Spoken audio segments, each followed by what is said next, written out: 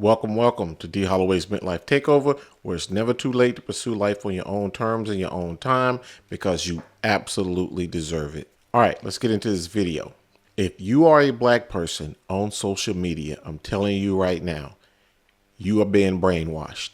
Plain and simple. These black content creators and influencers are brainwashing you. Now, I follow multiple people of different ethnicities, and I never hear them talk about their own race the way that these black content creators and influencers do. Not all. I'm just talking about the ones who continually brainwash black people that they are somehow less than, they're haters, or they're crabs in the bucket. It's crazy. And I'm going to give you some examples of why I believe some of these black influencers and content creators are out here actively brainwashing you. So there was this video of this black content creator who was talking about why black athletes or famous black people like entertainers and so forth are choosing to date white women versus black women. And he was saying that the black women are going to be mouthy, or they're going to not be interested in helping you grow your money or build a business of their own. They're going to be primarily worried about what you're doing out here in the streets, whether you got side chicks and all this other stuff, right? That's going to be their primary focus. Whereas the white woman is going to be basically thinking about, how do I protect the enterprise? How do I help grow the money? How do I start a business on the side? So basically, it's better to have the white woman because she's going to be better for you financially in the long run. Obviously, I don't believe this is true. And this is not to dog white women or anything like that, because that's not my thing. But this notion that they are all about the business, they can do no wrong, they don't have any drama that comes with them, and they're going to help you build your empire and grow your money, it's just not true. So let's look at a couple examples. Let's take the name Amber Heard, right? I know you heard of her. So she was married to Johnny Depp, right? And think about this. You are a stereotypical pretty white girl in Hollywood, and you lose a defamation court case to an admitted drug abuser like Johnny Depp. That means that you probably gotta be somewhat of a toxic person yourself. So this notion that all white women don't come with any sort of drama just ain't true. What about Grace Jabari, the ex-girlfriend of Jonathan Majors, the white girl who was chasing him throughout the streets of New York, right? Demanding some answers about whether he was cheating on her or not. I mean, she chased this dude like she was a Kenyan marathon runner. What about Elin Nordegren, Tiger Woods' ex-wife? So she figured Tiger might be cheating on her. So she uses his phone, texts some woman, and pretending to be Tiger, she texts back, and boom, she confirmed her suspicion, right? So she attacked my man, allegedly, and starts chasing him and smashing up the car with a golf club, allegedly, and he crashed. So you telling me that white women are not checking up on what you're doing, and they ain't gonna flip out when they find out that you messing around on them? So my point is that white women can be checking on you to make sure you ain't cheating on them. They can be a little crazy from the jump, or they can be drama queens. It's not just limited to black women. So to piggyback on that video that I was just talking about, there was another black content creator who was responding to that video, and he was an ex-professional athlete, and he was low-key co-signing that, yeah, it makes sense for famous black athletes or entertainers to date white women because apparently white women come with some expertise or knowledge that I guess black women don't. So he was basically telling the story of how he started dating white girls in high school, and the white girls, they had cars, and he saw that their parents had money or owned a business or whatever the case may be.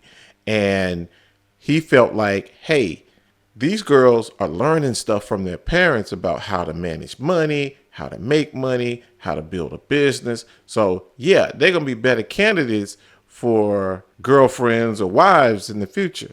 So I'm gonna give you a few examples of why I don't believe that just because you're a white woman that you automatically know how to handle some money. So I'm gonna give you three names: Lisa Marie Presley, Jocelyn Wildenstein, and Elizabeth Holmes. Again, this is not to dog white women. This is just to prove a point. So Lisa Marie Presley inherited $100 million empire from her daddy, Elvis Presley, right?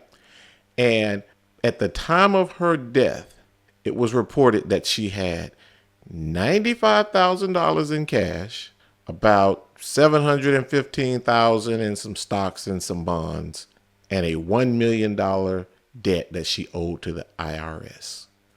All from a $100 million empire that she inherited from her daddy. So much for handling business. Elizabeth Holmes was once the youngest female billionaire in the United States. And this was based on a $9 billion valuation of her company. So she founded a tech company and blew up, right? Too bad her company was based on a fraud and lies about some blood testing technology that just wasn't accurate. And she basically hustled a bunch of investors out of their money. She is now serving 11 and a half years in a federal prison. Is this what y'all mean by being great in business? And what about Jocelyn Wildenstein? She received $2.5 billion in a divorce settlement, in addition to $100 million a year for the next 13 years. Now check this out. In a bankruptcy filing back in 2018, it was reported that she had $16 million in assets and $6 million in debt. I don't even know how you lose that much money. It seems impossible, but she had a lot of plastic surgeries. So maybe she spent it all on plastic surgeries and now she looks like my pet cat Blue. Just go and Google these women and read their stories. And it's not to dog white women because that's not my thing, like I said earlier. My point is that everybody is flawed.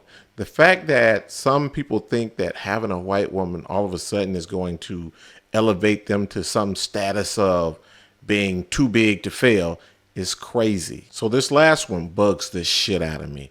And I see it from multiple black people. You have certain black content creators or influencers who you know they have a predominantly black audience. You can tell by their content. You can go to the comments and you can look at the comments and you know that these are black people commenting. They make a lot of money off black people supporting them. But every now and then, another famous black person will call them out on something or criticize them. And they go to their famous line: it's always people that look like me, or it's always other black people that are hating on me or trying to tear me down. I never hear them talk about, man, my black audience supports me and I would never have the success that I have without them. Instead, it's always your own kind that be tearing you down. Maybe it's the fact that if black people are your audience, then they're likely going to be your critics too.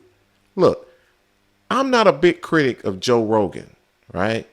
Because I don't watch Joe Rogan's content. The reason white people are probably not your biggest critics is because they're not watching your shit.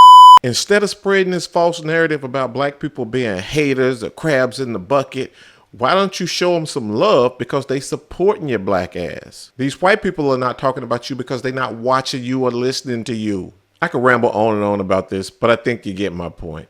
And again, I'm not saying that all black women are great and all white women are horrible or vice versa. Really just wanted to make this video to kind of share with you what I was seeing out here on social media. And if you agree with me or disagree with me, I'd love to hear your comments. In the meantime, take care and be safe out here in these social media streets.